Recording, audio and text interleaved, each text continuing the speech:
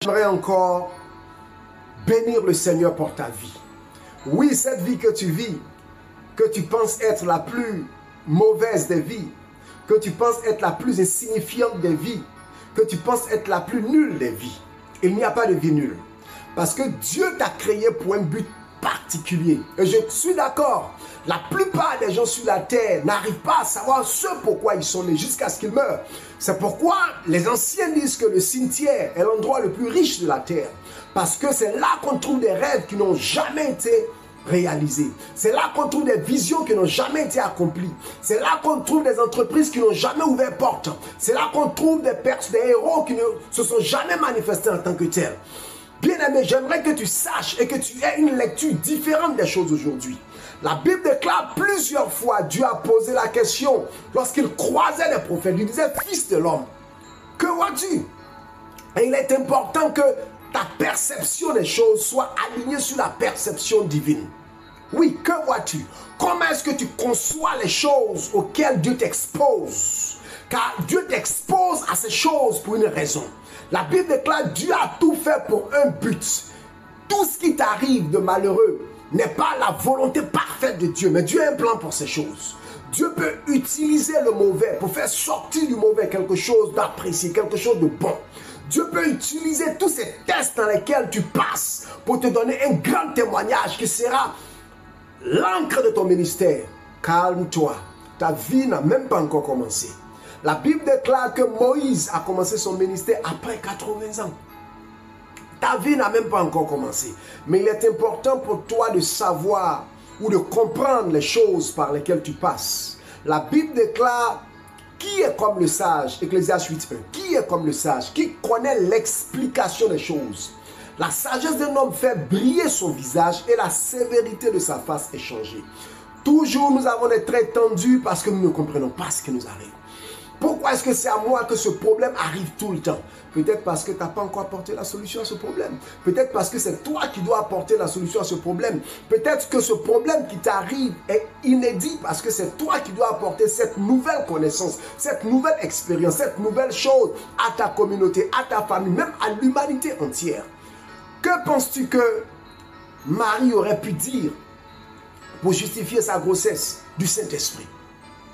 Personne ne pouvait la croire. Même Joseph, qui était un homme bon, rempli d'amour, qui ne soupçonne pas le mal, a dit non, c'est pas possible qu'une vierge puisse concevoir. Beaucoup de gens pensent que ce n'est pas possible que de toi sortent de grandes choses. Mais j'aimerais te dire, de toi sortira de grandes choses.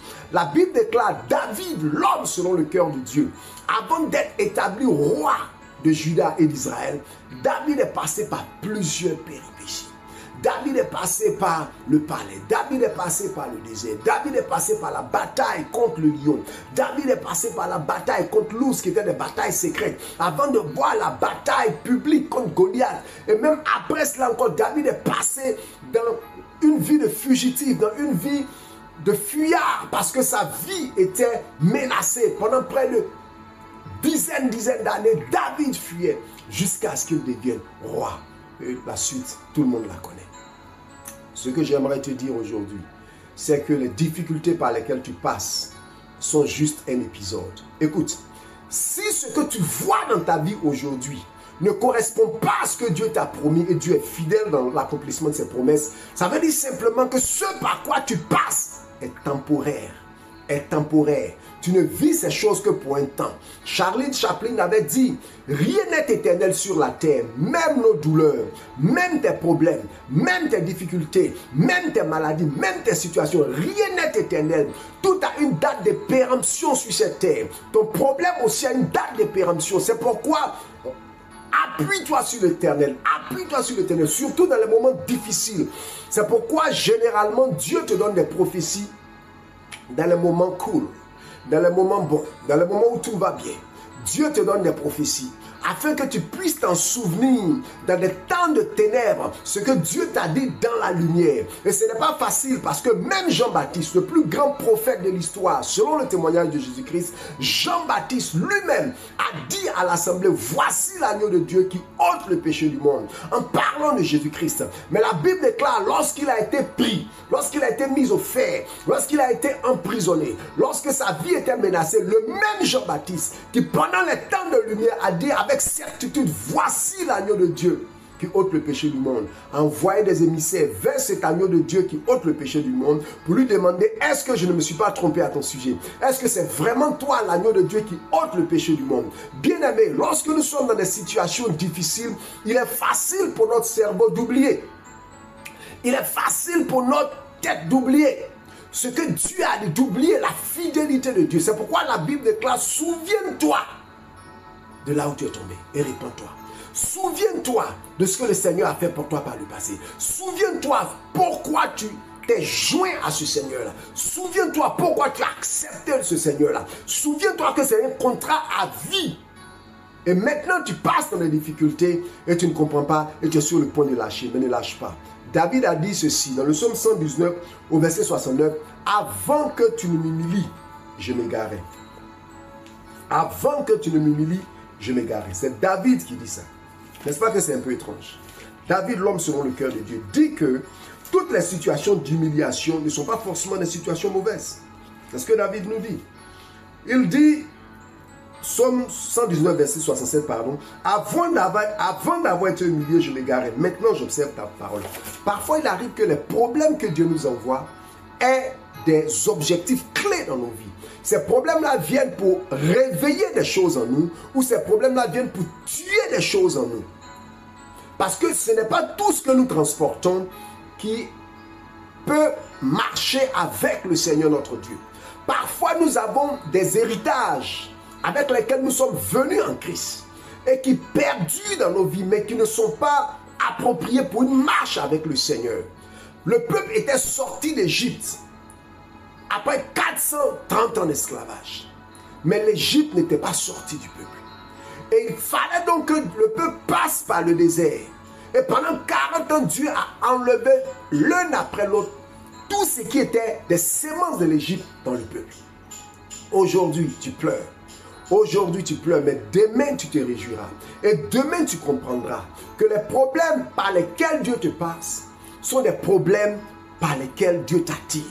Par lesquels Dieu attire ton attention, par lesquels Dieu te convoque dans sa présence pour revoir votre marche commune, pour revoir votre contrat, pour revoir votre communion, pour revoir votre relation, pour t'équiper davantage. Sache que l'amour de Dieu pour toi est incommensurable.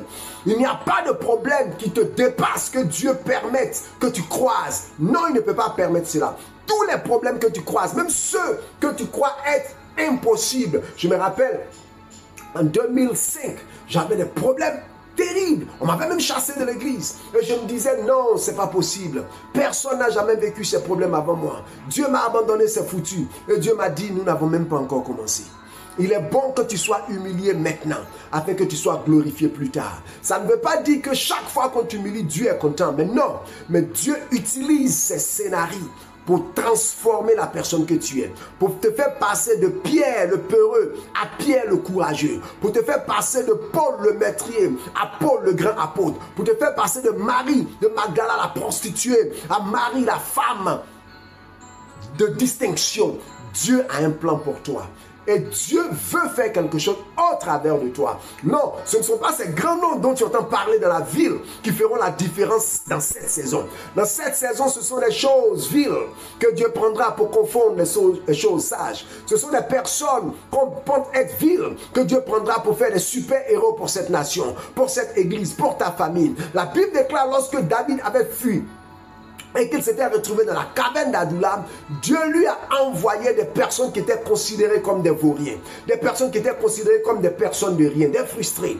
Même chose pour Jephthé, mais ce sont ces personnes qu'on considérait comme des vauriens. Ce sont des personnes qu'on considérait comme des nuls, qui finalement ont été appelés plus tard les vaillants hommes de David. Ce sont ces personnes-là qui ont permis à David d'accomplir la prophétie qui était sur sa vie. J'aimerais te dire que tu fais partie des vaillants hommes de l'Éternel dans cette génération. Prends garde, tiens-toi fort, parce que Dieu va t'utiliser. Lève les mains, lève le regard, ton avenir est devant, et ton avenir radieux. Et je te le dis, dans quelques semaines, tu témoigneras, car Dieu est avec toi. Sois béni et prends courage, au nom de Jésus-Christ. Amen.